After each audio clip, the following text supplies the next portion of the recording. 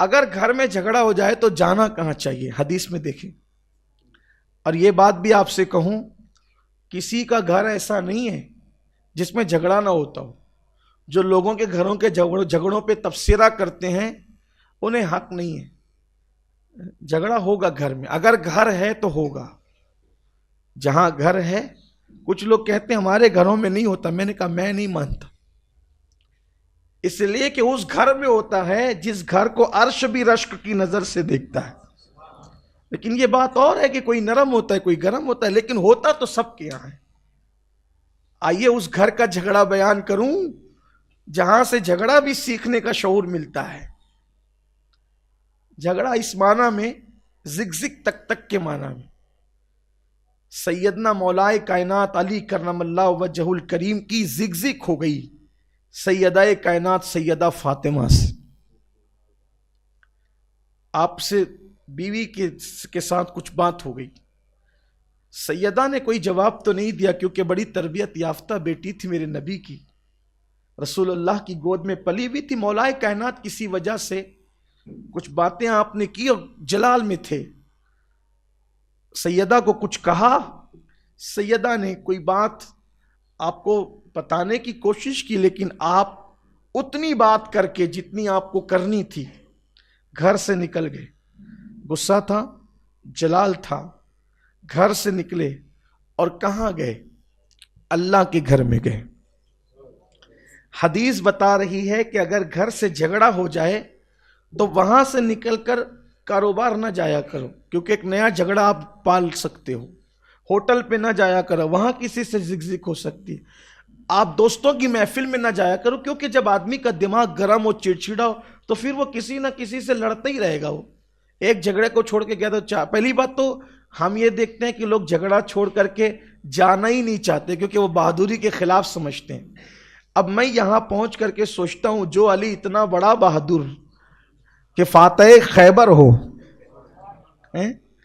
فاتح خیبر ہو، فاتح بدر و حنین ہو، آپ کو جب غصہ آیا تو بیوی پر غصہ نکالنے کی بجائے، اتارنے کی بجائے جو جملے کہنے تھے کہہ دیا اور نکل گئے اللہ کے گھر کی طرف. مطلب بہادروں کا کام بیوی کو گالیاں دینا نہیں ہے، بہادروں کا کام بیویوں کو مارنا نہیں ہے، بہادروں کا کام بیویوں کو طلاق دینا نہیں ہے، بہادروں کا کام اپنے بازوؤں کی طاقت کا اثر بیویوں پہ اتارنا نہیں ہے. میں ایک حدیث پڑھتا ہوں تو میری عقل دنگ رہتی ہے. اللہ کے رسول علیہ السلام اپنی ازواج کو اتنا چاہتے تھے کہ ایک شخص نے حضور کو دیکھا، وہ چاہت کو کہنے لگا یا رسول اللہ آپ تو بہت چاہتے ہیں اور میں تو اپنی زبان سے اپنی بیوی کو تکلیف پہنچاتا ہوں. اللہ کے رسول نے جو بات کہی ہے، کاش کہ لوگ حدیث پڑھتے. بہت پڑھ چکے کہانی قصوں کی کتابیں، یوٹیوب اور فیس بک پر بہت وقت ضائع کر چکے. حدیث کی طرف رجوع کرو، قرآن کی طرف. اللہ کے رسول علیہ السلام فرماتے ہیں جو اپنی بیوی کو اگر اپنی زبان سے بھی تکلیف پہنچا دے، اگر وہ رات رات بھر نماز پڑھنے والا ہو اور روزانہ ہر دن روزہ رکھنے والا ہو اور وہ کثرت قرآن مقدس کی تلاوت کرنے والا ہو کثرت کے ساتھ، اور پھر وہ حج کرنے والا ہو، پہاڑوں جیسی نیکیاں کرنے والا ہو، اگر اس نے بیوی کو اپنی زبان سے اذیت پہنچائی ہے، اللہ قیامت میں اس کی ایک نیکی بھی قبول نہیں کرے گا، رد کر دے گا اللہ تعالی.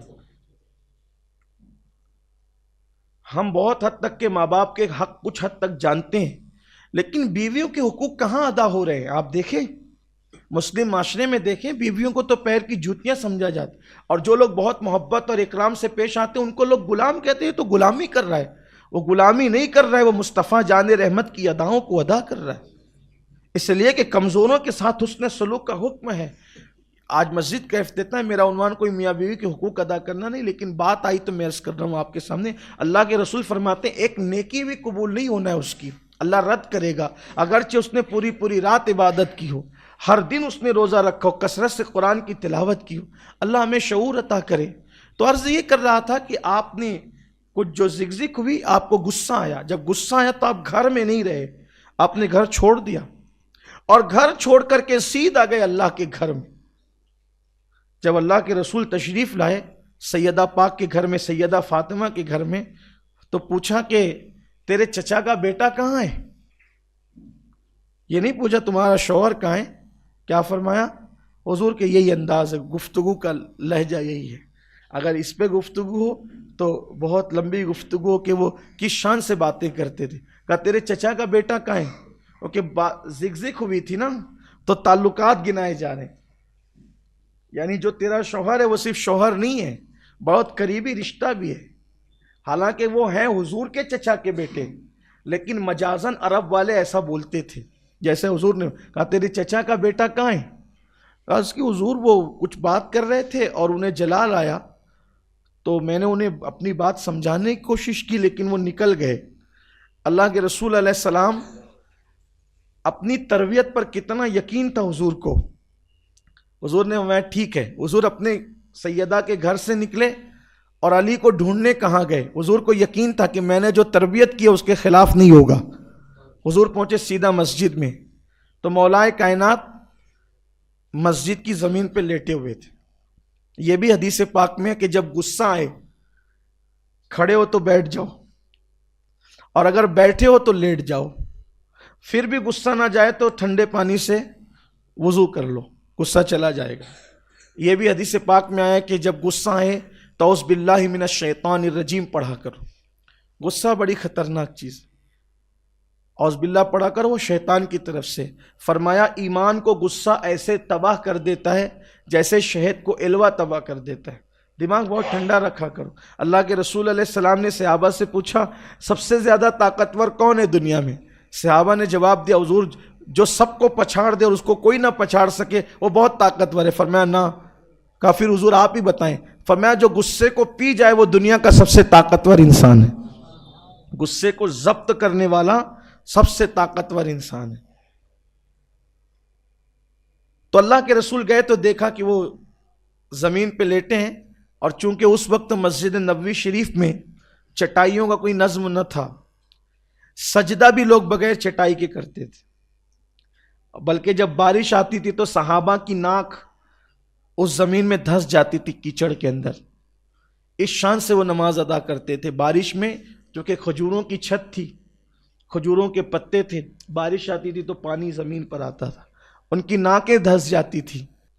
اللہ کے رسول علیہ الصلوۃ والتسلیم کو اپنی تربیت پر اتنا یقین تھا. سیدھا گئے مسجد میں تو دیکھا کہ مولا علی زمین پہ لیٹے, چادر ہٹی ہوئی ہے اور آپ کی پیٹھ جو وہ کھلی ہو کر زمین پہ لگی ہے, اور آپ کی پیٹھ پر مٹی لگ گئی ہے, مٹی لگی ہوئی ہے. سرکار نے کہا قم قم یا ابا تراب, اٹھ اٹھ اے مٹی والے. مولا کائنات مسکرا کے ایسے اٹھے, ارشاد فرماتے ہیں کہ میرا نام میری ماں نے حیدر رکھا, میرا نام میرے نبی نے میری پیدائش کے وقت علی رکھا, لیکن جب میرے نبی نے مجھ سے کہا نا قم قم یا ابا تراب, اٹھ اٹھ اے مٹی والے, تو یہ لقب مجھے اتنا پسند آیا. پھر اپنے نام سے زیادہ مجھے اگر کسی چیز سے محبت ہو گئی تو اسی لقب سے محبت ہو گئی. اسی لیے آپ کو بو تراب کہتے ہیں, ابو تراب کہتے ہیں, یہ آپ کی شان ہے. مطلب یہ کہ جب مسلمانوں کا جھگڑا ہوتا تھا, بتانے کا مقصد یہ کہ وہ مسجدوں میں آتے تھے, انہیں کاروباری کوئی نقصان ہوتا تھا تو مسجد میں آتے تھے, انہیں بے چینی ہوتی تھی تو مسجد میں آتے تھے. مسجد سے مسلمانوں کا تعلق اتنا مضبوط تھا کہ کوئی مصیبت آئی مسجد میں آئے,